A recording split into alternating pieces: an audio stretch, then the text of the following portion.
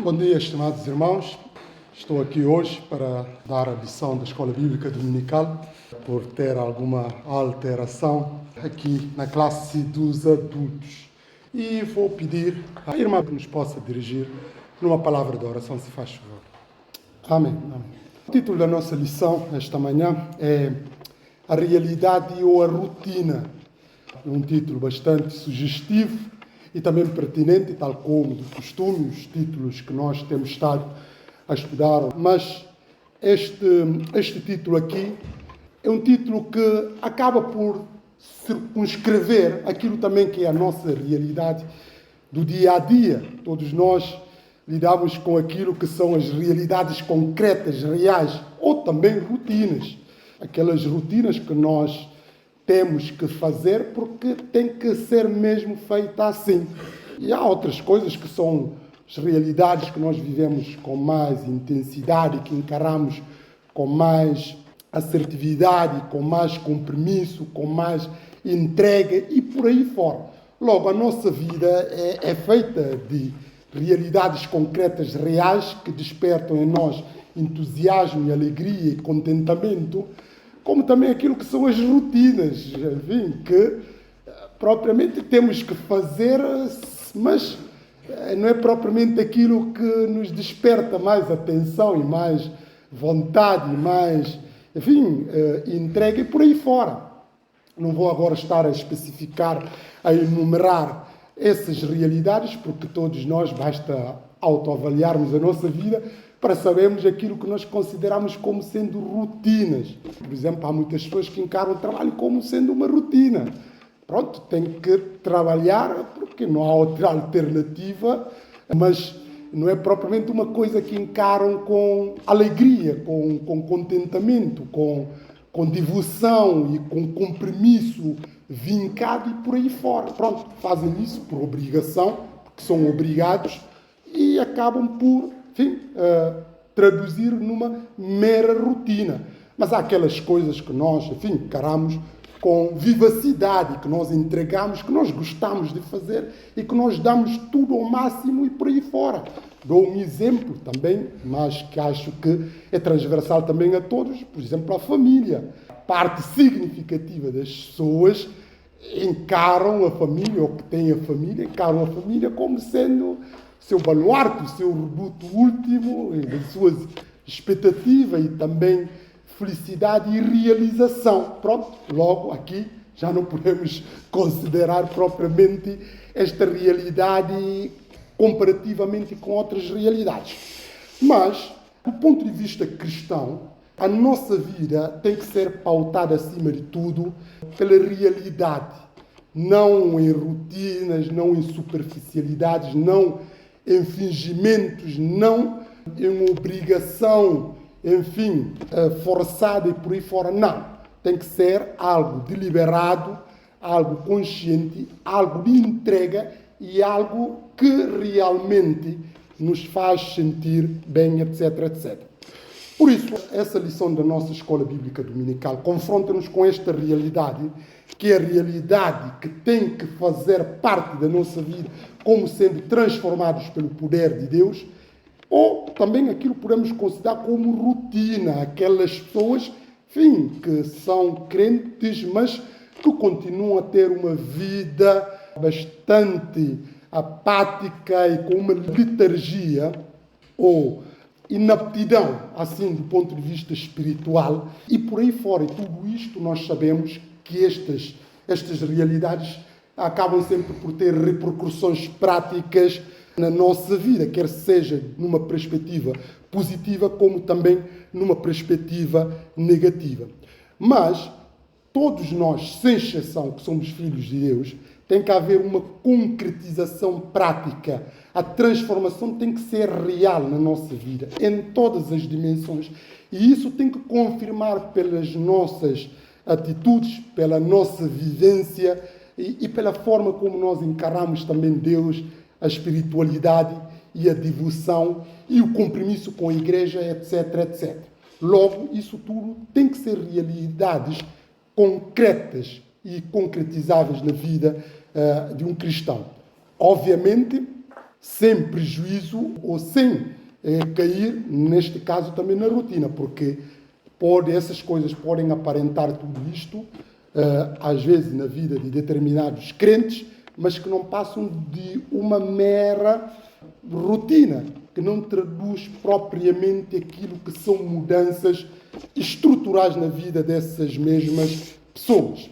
E quem leu a revista da Escola Dominical dava algumas ilustrações nesse sentido. Por exemplo, a leitura da Palavra de Deus. Há pessoas que leem a Palavra de Deus meramente por uma questão de rotina. E há outras pessoas que procuram ler para tentar absorver a sua mensagem e aplicá-la também na sua vida. Não propriamente naquela coisa de, enfim, aquela correria de achar, olha, já li a Bíblia toda, ou já li a Bíblia mais do que quantas vezes. É importante, não estou a pôr isso em causa, mas o mais importante é ler e extrair a verdade da Palavra de Deus e também aplicar na nossa vida. Só daí que nós ultrapassamos esta dimensão da rotina. E rapidamente vou pedir um irmão ou uma irmã que nos possa dirigir na leitura bíblica do Salmo 42. Quem encontrar primeiro pode nos dirigir nesta leitura bíblica. Obrigado pela leitura, estimada irmã. Este salmo, que é um salmo bastante conhecido por maioria dos crentes, espelha esta realidade que nós vamos hoje estar a desenvolver na nossa lição da Escola Bíblica Dominical. A importância primária que a transformação real tem nas nossas vidas. Quando nós somos transformados pelo poder de Deus, quando nós encaramos a palavra de Deus como sendo algo real na nossa vida, isto tem, como eu disse há bocado, fortes repercussões positivas nas nossas vidas. E isto também ajuda-nos, habilita-nos a podermos lidar com vários cenários, sobretudo situações de adversidades, de contradições e de contrariedades. Só absorvendo na íntegra a palavra de Deus que nós estamos plenamente capacitados para enfrentar situações muito adversas que certamente vão surgir na nossa vida. Mas é preciso, de antemão, que haja uma transformação, que haja uma aferição daquilo que são os grandes princípios e os grandes valores da palavra de Deus. Aquilo que são a essência da mensagem de Deus. Porque quando nós estamos habilitados nisso tudo, aí nós podemos enfrentar qualquer tipo de problemas, obviamente com a ajuda do Todo-Poderoso Deus. E aqui, como nós vemos, o salmista, quem escreve este salmo, era uma pessoa devotada, que era uma pessoa que lia a palavra, era uma pessoa que conhecia a palavra, era uma pessoa que tinha intimidade com Deus. E estas realidades não eram meras rotinas, porque nós sabemos quando a pessoa que se diz crente, o Filho de Deus, encara realidades espirituais como rotina, essas pessoas têm grandes dificuldades de enfrentar situações adversas que vão surgir.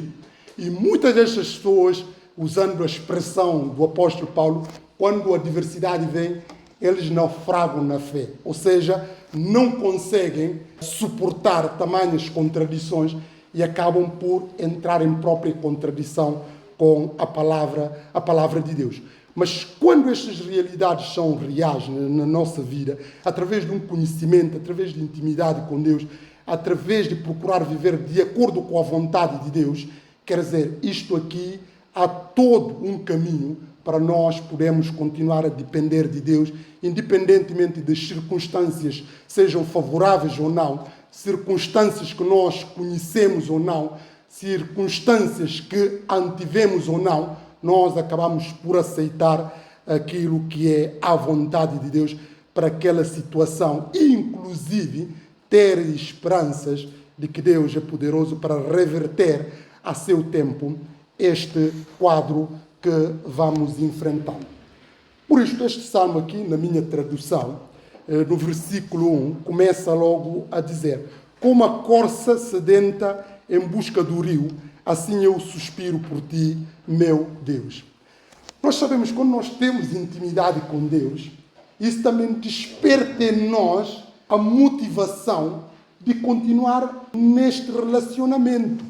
Quer dizer, à medida que nós vamos tendo intimidade com Deus, através da leitura da palavra, através de oração, através de envolvência nas coisas de Deus, isto acaba também por ser, enfim, estímulo ainda mais para nós queremos continuar nesta dependência constante, nesta dependência de estarmos envolvidos nas coisas de Deus, naquilo que tem a ver com a igreja, naquilo que tem a ver com todo o círculo que envolve também filhos de Deus. Há esta alegria, e todos nós que somos crentes, filhos de Deus, nós, enfim, temos essa sensação, este despertamento, esta alegria, este contentamento do Espírito, de podermos estar na casa de Deus, de podermos servir, de entregar aquilo que de bom Deus nos colocou ao seu serviço.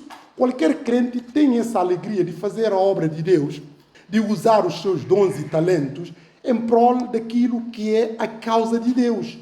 E isto tudo faz com que nós estamos envolvidos.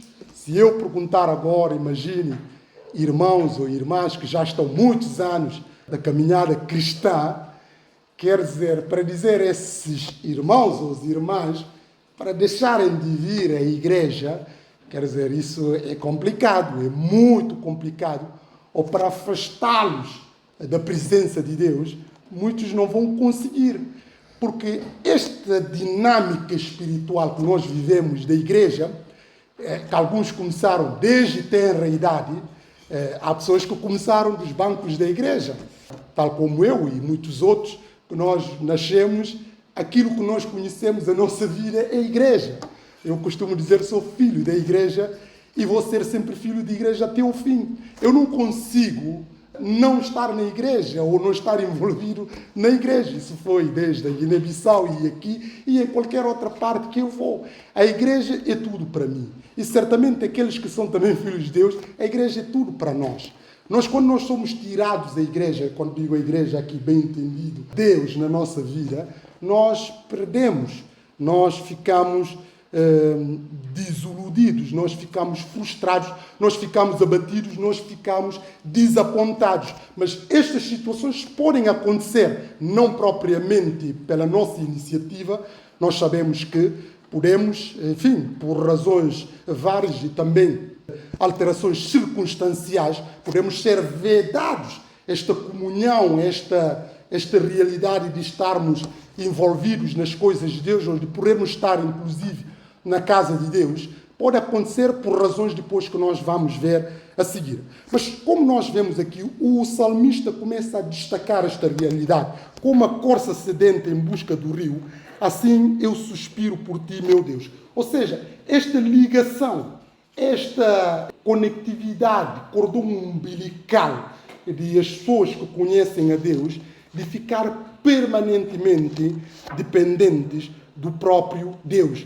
É isto que a palavra de Deus espera de nós, é isso que é a transformação real que deve acontecer a todos aqueles que genuinamente nasceram de novo. E esta realidade também, o salmista vai vincar a sede de Deus. Ter sede de Deus é procurar ter comunhão com Deus, é procurar conhecer, mergulhar na palavra de Deus, é procurar estudar a palavra de Deus, é procurar, mesmo aqueles mistérios que nós não entendemos, de nós procurarmos mergulhar, pesquisar, fazer levantamentos para chegar à verdade, para procurar descobrir Deus. Obviamente que nunca conseguimos compreender Deus na sua plenitude, mas esse desejo santo de procurar, de tentar compreender as coisas, é uma envolvência que nos leva também a um crescimento espiritual, a uma vida mais de entrega e devotada e santificada também. Mas isso é preciso, em primeiro lugar, conhecer a Deus. E para conhecer a Deus nós precisamos mergulhar na sua palavra e através da oração e também envolvência na sua obra. Por isso aqui o salmista usa aqui este animal como analogia dependente de água. Quer dizer, todos nós, não é só este animal em concreto, todos nós dependemos de água para sobreviver. E os filhos de Deus também precisam da palavra de Deus, precisam de Deus para poderem continuar a crescer espiritualmente. Quem não bebe água durante mais de alguns dias, o que é que vai acontecer a essa pessoa? Inevitavelmente vai morrer. Inevitavelmente vai morrer, a não ser se é suportado por alguns outros soros e essas coisas por aí, adicionais que tem que ter líquidos. Mas se não tiver água, vai morrer de passar alguns dias. Ora, o cristão também que não nutre um compromisso com Deus, que não está ligado na videira, usando a expressão do Senhor Jesus Cristo, vai morrer espiritualmente, não vai poder aguentar. E aqui ele fala aqui da sede de Deus. Ter sede de Deus é procurar conhecer a Deus, como eu disse, é procurar ter intimidade com Deus, é procurar mergulhar na palavra de Deus, e isso vai despertando em nós aquela ânsia, aquela vontade, e de tudo e mais alguma coisa, de servi-lo e de procurar honrá-lo, de ter o temor dele nos nossos corações, porque isso também marca distintiva do Espírito Santo em nós. Mas nós vemos aqui, o salmista disse claramente, de forma vincada, na minha versão, no versículo 3, tenho sede de Deus, do Deus da vida. Quer dizer, este Deus é Deus eterno, mas é Deus também da vida. Ter sede deste Deus é poder estarmos nutridos da sua palavra. E a questão que eu levanto aqui para irmãos que me estão a ouvir, será que também podemos afirmar de forma peremptória que temos sede de Deus? Porque quem tem sede, o que é que faz? O que é que sede desperta em nós? O que é que sede desperta em nós? É procura. Quem tem sede vai à procura para poder saciar esta sede. Se tem sede de água, vai procurar água para beber, inevitavelmente.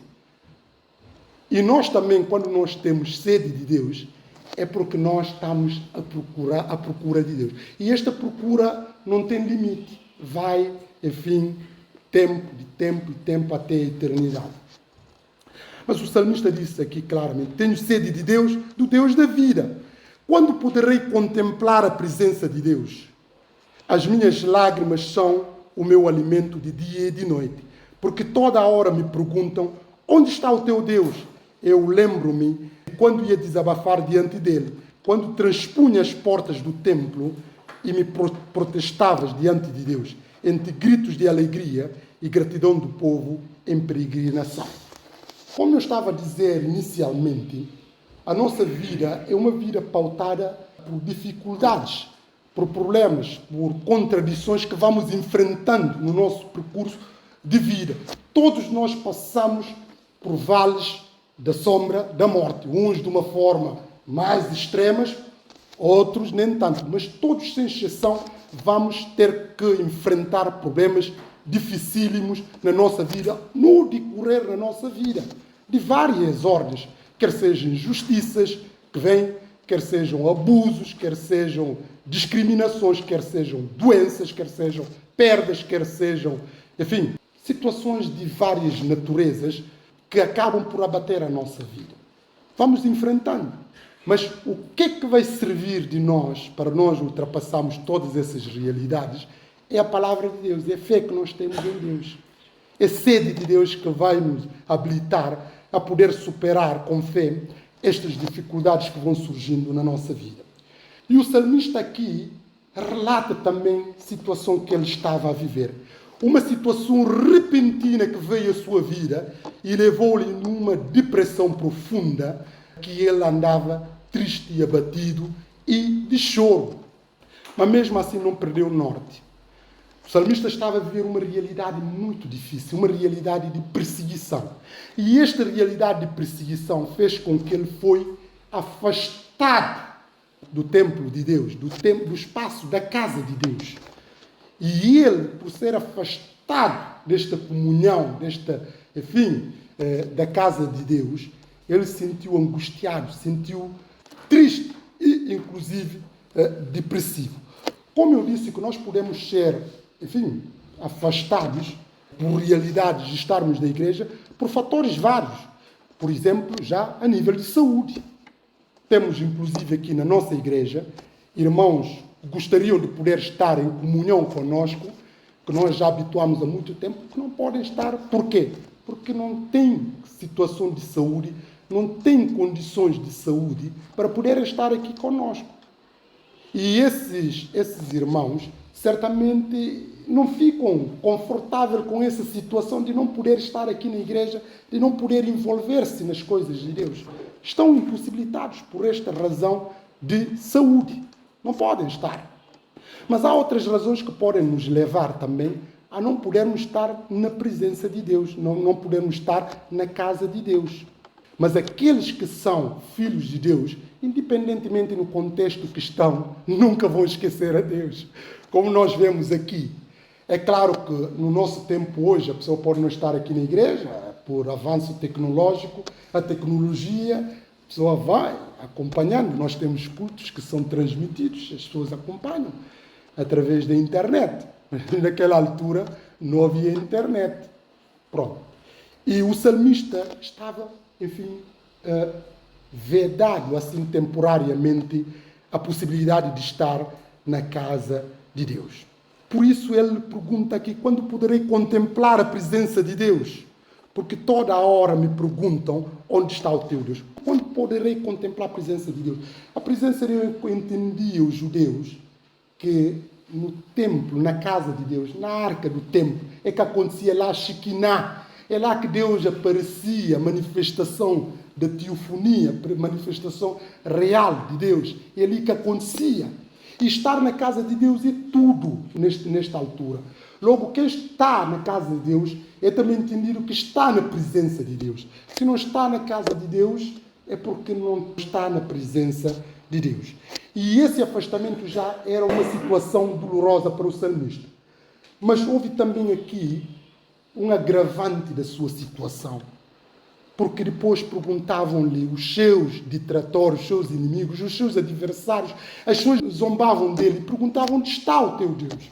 E quando lhe perguntavam onde está o teu Deus, essa pergunta é uma pergunta retórica, não é propriamente a intenção de procurar saber onde é que está o teu Deus para perceber o que é que o salmista estava a dizer. Não, é onde está o teu Deus por estares a viver essa situação. Aquele Deus que tu, enfim, devotas, não é aquilo que tu pensas. É uma forma de escárnio, uma forma de zombaria, de desprezo e de ataque direto ao salmista. Ele já estava a viver uma situação e houve novamente agravante perante os inimigos que lhe perguntavam a toda a hora onde está o teu Deus. Mas ele depois vai dizer, eu lembro-me de quando ia desabafar diante dele, quando transpunha as portas do templo e me prostrava diante de Deus, entre gritos de alegria e gratidão do povo em peregrinação. Esta envolvência que eu estava a falar, que envolvia também não só a presença de Deus, como também o próprio povo de Deus, que encerrava toda esta dinâmica espiritual que visava, em última instância, o louvor e agradecimento ao nosso todo-poderoso Deus. Eu prostrava diante dele, entre gritos de alegria e gratidão do povo em peregrinação. É isto que acontece quando nós, enfim, estamos na casa de Deus, quando estamos a cumprir a vontade de Deus, quando estamos a viver a palavra de Deus, nós sentimos paz, sentimos alegria interior, temos um apaziguamento, temos uma reconciliação tanto com Deus, conosco e também com todos aqueles que nos cercam.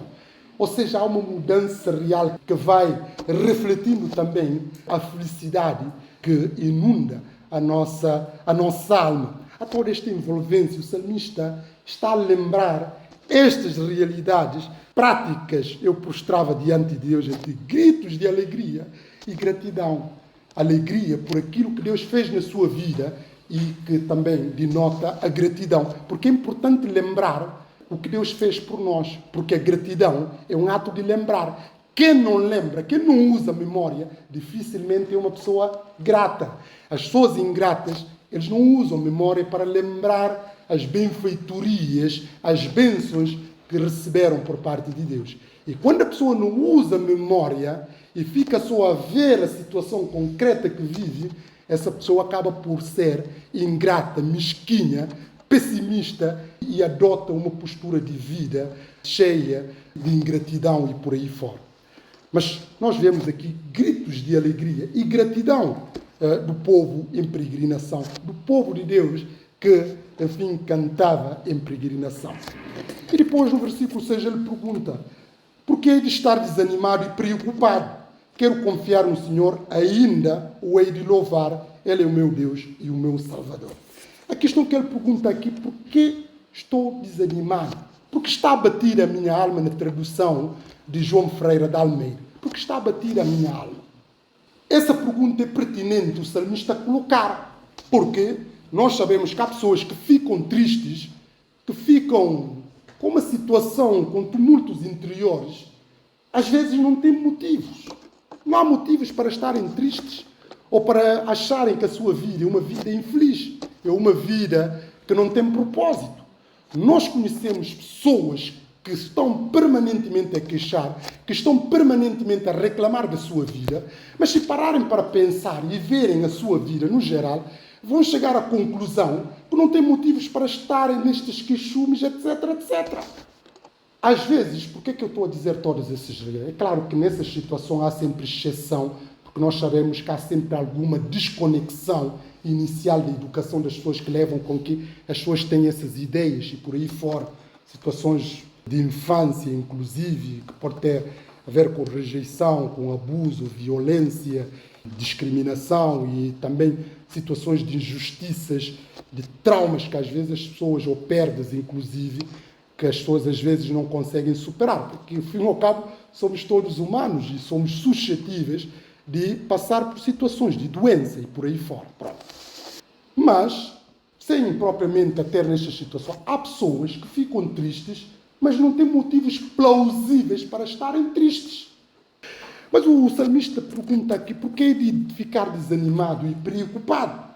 E depois ele diz: quero confiar no Senhor e ainda hei de o louvar. Ele é meu Deus e o meu Salvador. Aqui, esta marca que eu estava a dizer, o antídoto para qualquer tipo de problemas, quer seja problemas de discriminação, de violência, de violação, de abuso, de perda, de injustiças, de doenças, de tudo o que acontece na nossa vida, o antídoto de um cristão é ter fé em Deus, esperar em Deus. Porque Deus, no seu devido tempo, vai pôr a justiça, vai fazer-nos triunfar, vai fazer-nos ultrapassar aquela situação e continuar a ter aquela alegria do Espírito, a alegria do contentamento da salvação.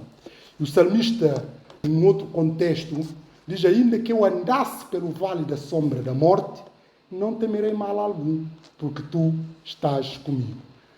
E este vale, nós sabemos, estar próprio vale não é uma coisa confortável. Há pessoas ainda que não chegaram à sombra da morte. Há pessoas que não chegaram a esses extremos, mas temos irmãos, inclusive, que tiveram essas experiências ou que possivelmente poderão estar a viver essas experiências. Mas nós temos que saber que Deus está conosco em todas as situações, em todas as circunstâncias.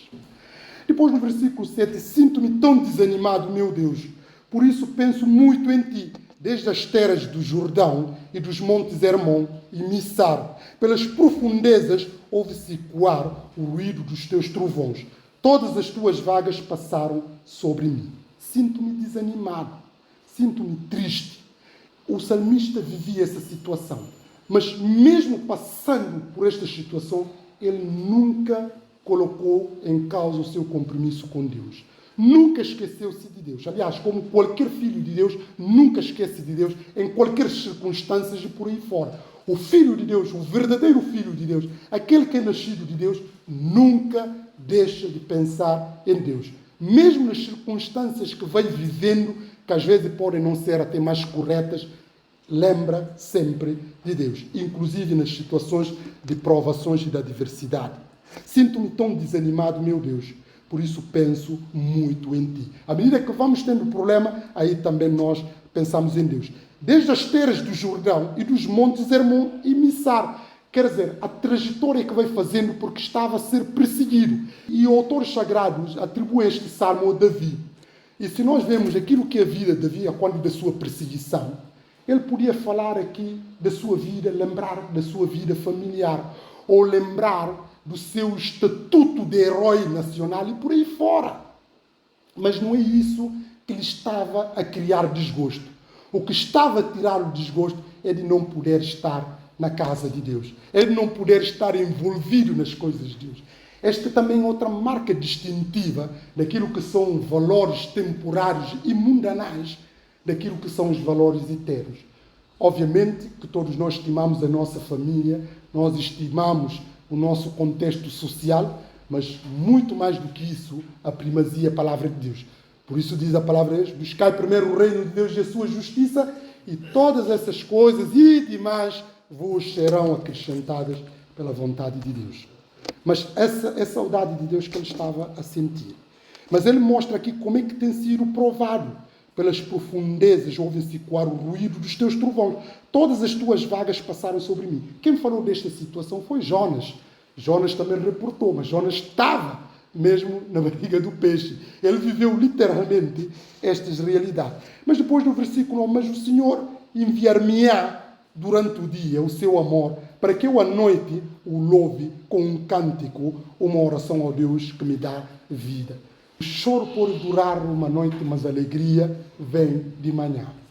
Quer dizer, no devido tempo de Deus, o salmista aqui demonstra essa certeza da confiança, mas o Senhor enviar-me-á durante o dia o seu amor, para que eu à noite o louve com um cântico, uma oração ao Deus que me dá vida. Quero dizer-lhe, ó Deus, meu defensor, porque tu esqueceste de mim? Porque hei de andar triste e oprimido? Por que que eu tenho de sofrer assim? Os meus inimigos insultam-me e toda a hora me perguntam, onde está o teu Deus? Aquilo que nós já tínhamos pregado, dessas realidades que vai enfrentando. Onde está o teu Deus? Deus não está distante, Deus está sempre conosco. Mas mesmo nessas situações que podemos não compreender de forma plena, de forma holística, aquilo que passa na nossa vida, nós temos que continuar a ter fé. E é possível, inclusive, cantar, porque nós vemos aqui o salmista vai falando desta realidade, nos momentos difíceis, de provação. Nós podemos cantar nas tribulações, nós podemos cantar nos problemas que nós não entendemos. Isso é uma forma também de confiança. O Senhor Jesus Cristo, antes de enfrentar a cruz, na ceia que teve, que ele falou claramente da sua morte, depois de comer, o que é que ele fez antes de ir para o jardim de Getsemane? Cantou um hino. E este ato de cântico é um ato de confiança, mas também um ato de vitória por aquilo que nós confiamos que nós temos em Deus. E é possível cantar nas tribulações. E a questão que eu pergunto, e cantar aqui pode ser tanto literalmente como continuar a agradecer a Deus pela vida que nós temos, por estarmos a passar aquelas situações que nós não compreendemos, mas nunca revoltar contra Deus.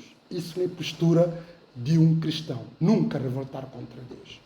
Como eu disse, todos nós passamos por situações muito dolorosas e marcas que às vezes ficam para toda a vida conosco. Mas mesmo assim, nós continuamos sempre dependentes de Deus. E entregamos tudo nas mãos de Deus, porque Deus é que sabe. Há coisas que ultrapassam-nos, que nós não podemos compreender.